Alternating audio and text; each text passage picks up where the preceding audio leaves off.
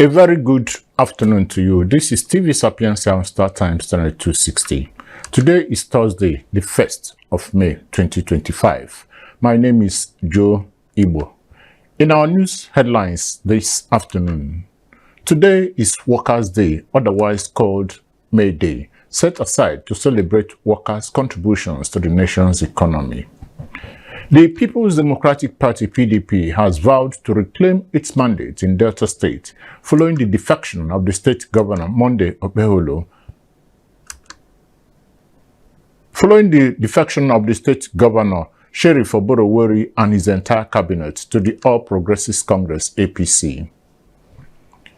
The Edo State government has demolished a residential duplex allegedly linked to kidnapping and organ harvesting in Benin City. The federal government has commenced the distribution of 42,000 life jackets to 12 selected riverine states to curb the alarming rate of boat mishaps and fatalities in the country's waterways. Now, the details of the news. Today is Workers' Day, otherwise called May Day. It is set aside to celebrate workers' contributions to the nation's economy. This year's celebration, themed Reclaiming the Civic Space in the Midst of Economic Hardship, is being observed across the 36 states and the Federal Capital Territory. This year's event comes amid the high cost of living and a shrinking economy. Despite promises of reforms, improved welfare and working conditions for workers, millions of workers continue to face unsafe conditions, mass layoffs and low wages, among other issues. A civic organization, Budge It IT, said only 17 states have implemented the new minimum wage as of April 2025. Several private organizations are yet to start implementation, citing rising costs of operation. In his tribute to workers, Senate President Godswill Akpabio hailed the contributions of the Nigerian workers and described them as diligent and resilient. In a statement through his special advisor on media and publicity, Eseme Eyibo, Akpabio said workers remain the backbone of the country's economy. The National Judicial Council (NJC) has directed the Imo State Governor Hope Uzodinma to the appointment of the acting Chief Judge of the state, Justice Theophilus Nnamdi Nzewukwu, and appoint the most senior judge as the acting Chief Judge of the state.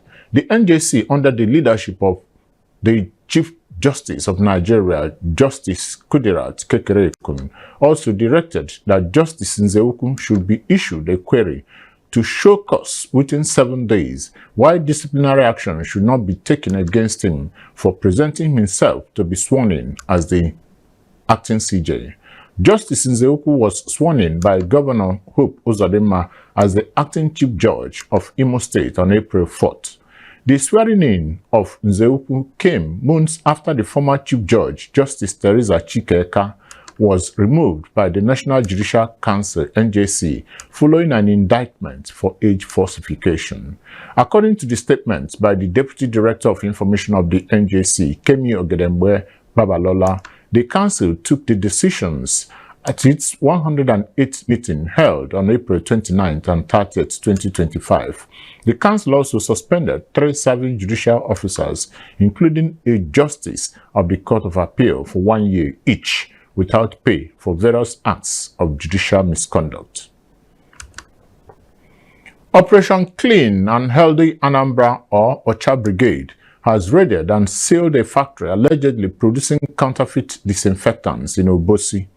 During the raid, officers discovered a stock of unregistered chemicals, packaging materials, and products being packaged for sale without license and NAFDAC numbers to unsuspecting consumers. Speaking to newsmen, the managing director of Ocha Brigade, Celestine Anere, revealed that the operation uncovered thousands of counterfeited disinfectants in liquid form and medicated and antiseptic soaps, including popular brands which are harmful to the body and health, warning that the state government has zero tolerance for illegality of all kinds. Some of the tenants interviewed in the compound said the producer, who is their neighbor, hardly associates with anyone and hides all the practices from them. The National Working Committee of the People's Democratic Party, PDP, has directed its national legal advisor to initiate legal actions to recover what it termed the party's stolen mandate in Delta State. This move follows the defection of the Delta State governor, his entire cabinet, and key political figures, including former Governor Dr. Ifeanyi Okowa, who left the PDP for the All Progressives Congress, APC.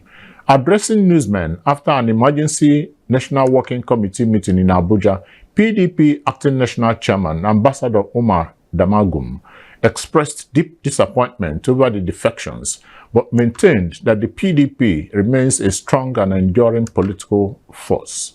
The PDP national leadership has also appointed the South-South Zunu Caretaker Executive, headed by Mr. Emmanuel Ogidi, to temporarily oversee the party's activities in Delta State until a new caretaker committee is constituted. The Edo State government has demolished a residential duplex allegedly linked to kidnapping and organ harvesting in Benin City, the state capital. The chief press secretary to the state governor, Mr. Fred Itua, disclosed this in a statement yesterday, revealing that the demolished property was the site of a gruesome crime involving the abduction and killing of a young woman for organ harvesting. He stated that the suspect had been arrested in Lagos and will be extradited to Edo State for prosecution.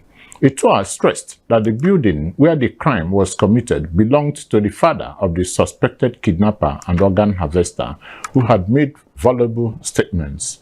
The statement said more buildings used for criminal activities will be demolished, adding that the action is backed by existing laws. Itua also stated that the father of the suspect and owner of the demolished building, Mr. Martins Ogenewore, said the action of the state government was heartbreaking.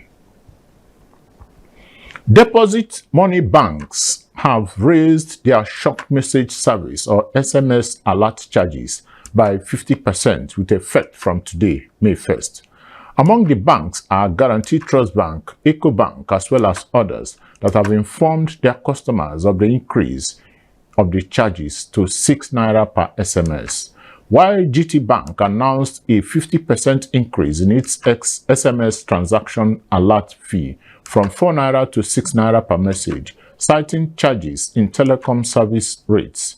EcoBank said it increased its cost of SMS alerts to 6 naira from 5 naira. The hike was announced in an email sent to its customers yesterday, citing a revised tariff for the change.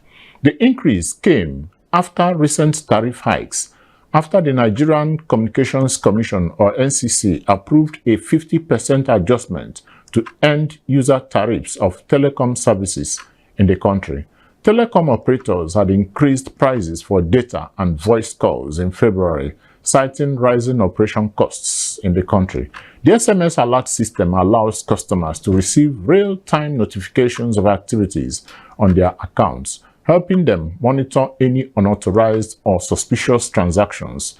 Customers who no longer wish to receive transaction notifications via SMS are allowed to opt out. In efforts to eliminate malaria in Delta State, the state government, in collaboration with non-governmental organizations known as National Malaria Elimination Program, or NMEP, Catholic Relief Service, CSR, and Society for Family Health, SFH, has commenced 44 mosquito net campaign in the state. Disclosing this at the campaign launch in Asaba, the Delta State capital, the Ministry of Health, in collaboration with National Malaria Elimination Program, and a total of 3.1 million insecticide-treated nets will be distributed across the state. Speaking at the orientation program, the Permanent Secretary, Delta State Ministry of Health, Dr. Philomena Okeowo, said the role of the media cannot be ignored in the campaign for malaria elimination. Dr. Okeowo urged the media personnel at the program to preach and tell every Delta State indigene about the distribution of 2025 insecticide-treated nets across Delta State. Speaking further, the state project manager for malaria, Dr. Julie Anya, stated that the mass campaign was very necessary with a view to eliminate malaria, saying it will be a 44-day campaign. Anya said malaria is the commonest cause of absenteeism from schools, offices, farms, markets, and other workplaces, resulting to lower productivity. In addition, it also exerts a huge social and economic burden on our communities and country, with billions of naira lost yearly in form of treatment costs, prevention, and loss of man-hours. Malaria can be prevented by not allowing mosquito to bite us. One assured way is to sleep inside a properly hung net every night. The project manager advised mosquito net users to wash with mild soap when dirty and to desist from using detergents to wash the nets, noting that the treated nets expire after 3 years. The federal government has commenced the distribution of 42,000 life jackets to 12 selected riverine states to curb the alarming rate of boat mishaps and fatalities in the country's waterways. Each of the beneficiary states is expected to receive 3,500 life jackets in the first phase of the safety intervention by the ministry. The Minister of Marine and Blue Economy, Adegboyega Oyetola, yesterday officially flagged off the distribution in Minna, Niger State, noting that the initiative is one of the most comprehensive federal responses in recent times to the persistent loss of lives on Nigerian waterways. Oyetola emphasized that the life jacket distribution is a proactive life-saving response to the recurring boat accidents. To end the Sapientia news at 1 p.m., a recap of the major headlines. Today is Workers' Day, otherwise called May Day, set aside to celebrate workers' contributions to the nation's economy. The People's Democratic Party, PDP, has vowed to reclaim its mandate in Delta State following the defection of the state governor, Sheriff Oboroweri, and his entire cabinet to the All Progressives Congress, APC. The Edo State government has demolished a residential duplex allegedly linked to kidnapping and organ harvesting in Benin City, the state capital.